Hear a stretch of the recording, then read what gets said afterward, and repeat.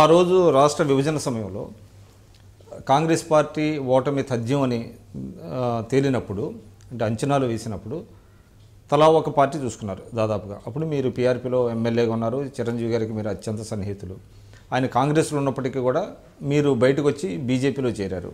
సరే, బీజేపీకి చాలామంది నాయకులు ఉన్నప్పటికీ మీరు కూడా లాస్ట్ క్షణంలో వచ్చినప్పటికీ మీకు టికెట్ ఇచ్చి వాళ్ళు మీకు మద్దతు ఇచ్చారు.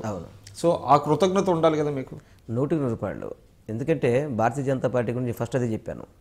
నన్ను రాగానే ఆదరించి టికెట్ ఇచ్చారు, నేను పోటీ చేశాను. ఇక్కడ భారతీయ జనతా పార్టీ 2009 ఎలక్షన్స్ పోటీ చేసినప్పుడు భారతీయ జనతా పార్టీ 3,000 ఓట్లు వచ్చినాయి ఇక్కడ క్యాండిడేట్కి. ఈరోజు నాకు 60,000 ఓట్లు వచ్చినాయి ఈరోజు.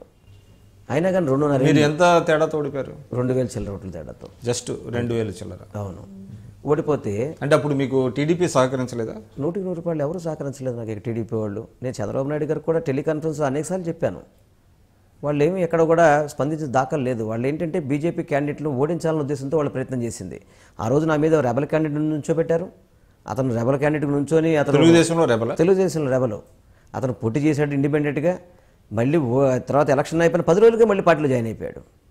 సో ఒక వ్యూహాత్మకంగా మిమ్మల్ని ఓడించడానికి ప్రయత్నం చేసి, ఎందుకంటే ఒక బలమైన నాయకుడు వస్తున్నాడు భారతీయ జనతా పార్టీలో అంటే అధికార తెలుగుదేశం పార్టీ చేసే చీప్ ట్రిక్స్ ఇవన్నీ కూడా. ఇవన్నీ అంటే మీరు అప్పుడు తెలుగుదేశం టికెట్ కూడా ప్రయత్నించినట్టున్నారు. అంటే గంటా శ్రీనివాసరావు గారు మీకు సన్నిహితులు కదా, ఆయన మిమ్మల్ని పార్టీలోకి తెద్దామని అనుకున్నారు అనేది కూడా వినపడింది. గంటా శ్రీనివాస్ గారు ఆ రోజు పార్టీకి వెళ్ళేటప్పుడు టీజీ వెంకటేష్ గారు కానీ అందరూ నన్ను అడిగారు.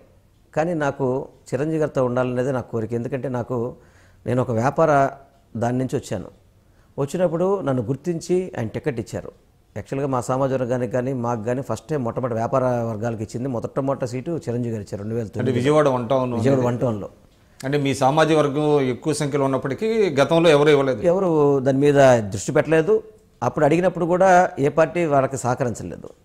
దాని మీద నాకు అందులో ముఖ్యంగా చిరంజీవి గారు ఒక రాజకీయ నాయకుడు అంటే కూడా ఆయన ఒక అసలు ఎలా వచ్చింది మీ నేపథ్యం ఏంటి? అంటే మీరు ప్రజారాజ్యంలో చేరడానికి కారణాలు ఏంటి? ప్రజారాజ్యంలో నేను ఒక చిరంజీవి గారు అభిమాని సార్. మొట్టమొదటి నుంచి కూడా చాలా చాలా ఆయన అంటే బాగా ఇష్టం నాకు. ఆయన సినిమాలు కానీ అట్లా ఆయనతో బాగా చేయాలని కోరుకుండేది. అదృష్టవశాత్తు నేను వారిని సీట్ అడగడం, వారు ఎంక్వైరీ చేసుకొని అతను ఒక మంచి వ్యక్తి అనే ఉద్దేశంతో నాకు కూడా సీట్ కేటాయించారు వాళ్ళు. అదేవిధంగా నేను దేవుడి దేవుళ్ళు గెలిచాను. అక్కడ గెలిచినప్పుడు గత 5 ఏళ్ళు కూడా నేనున్న 5 ఏళ్ళు కూడా ప్రజలకి అందుబాటులో ఉంటూ 24 అవర్స్ కూడా ఎవరికి ఏ ప్రాబ్లం వచ్చినా కానీ, వరదలు వచ్చినా కానీ, ఎటువంటి ఇబ్బందులు ఉన్నా కూడా మన దగ్గర నుంచి చేసేవాళ్ళు. చిరంజీవి గారు దాన్ని అప్రిషియేట్ చేసేవాళ్ళు. నాకు ఒక ప్రజాసేవ కోసం వచ్చామని చెప్పని. మరి అటువంటిప్పుడు చిరంజీవి గారు కాంగ్రెస్లో ఉండిపోయారు, పైగా ప్రచార బాధ్యత స్వీకరించారు. అటువంటి సమయంలో మీరు ఆయనకి అంత సన్నిహితులు కదా, మరి పార్టీని వీడి ఎలా వచ్చారు బయటికి? అందరూ వెళ్ళినప్పుడు కూడా నేను ఎప్పుడు చాలా వరకు ఉన్నా అసలు లాస్ట్ మినిట్ వరకు నేను అక్కడ వెయిట్ చేశాను. తెలుగుదేశం నుంచి రమ్మన్నారు కూడా, వస్తే మీకు ఇమీడియట్గా మీకు టికెట్ అనౌన్స్ చేస్తానన్న పరిస్థితిలో కూడా నేను వారితో జర్నీ చేద్దామని అనుకున్నాను. కానీ లాస్ట్ పరిస్థితిలో ఏదైతే కాంగ్రెస్ పార్టీ చేసిన ఈ యొక్క రాష్ట్ర విభజనతో ప్రజల నుంచి విపరీతమైన వ్యతిరేకత, కార్యకర్తల నుంచి చాలా వరకు ప్రయత్నం చేసాం ఏమైనా సర్దిపెట్టుకొని చేసుకుందామనే ఉద్దేశంతో. నేను కూడా ఒకవేళ పోటీని తప్పుకొని చిరంజీవి గారితో పాటు కలిసి పనిచేద్దాం అనుకున్న పరిస్థితుల్లో కూడా చాలా చిన్న వయసులో ఉన్నామని చెప్పి మా కార్యకర్తలు కానీ నన్ను నమ్ముకున్న వాళ్ళు చాలామంది ఉన్నారు. వాళ్ళందరూ కూడా మనం ప్రత్యామ్నాయంగా మోడీ గారు అభివృద్ధి చేస్తారన్న ఉద్దేశంతో నేను చిరంజీవి గారి దగ్గరికి వెళ్ళి కూడా బాధపడి మా బాధ వ్యక్తం చేయడం జరిగింది. మీరు అంటే పార్టీ మారేటప్పుడు వెళ్ళారా? నేను వారికి మా కష్టం చెప్దామని ఉద్దేశంతో కూడా వెళ్ళాను. వారు అప్పటికి కూడా చాలాసార్లు ప్రయత్నం చేయి కాంగ్రెస్లో ఉండడానికని చెప్పి ఆయన అడిగారు. కానీ ఇలా మా నాయకుల నుంచి కార్యకర్తల నుంచి ప్రజల నుంచి చాలా విపరీతంగా ఉందంటే వారు ఒకటే అన్నారు, మీరు మంచి ప్రజాసేవ చేయడానికి మీరు వచ్చారు, ఆ సేవ చేసేదానికి చక్కటి ప్లాట్ఫామ్ ఏదన్నా మీరు చేసుకోండి కాదంట్లా.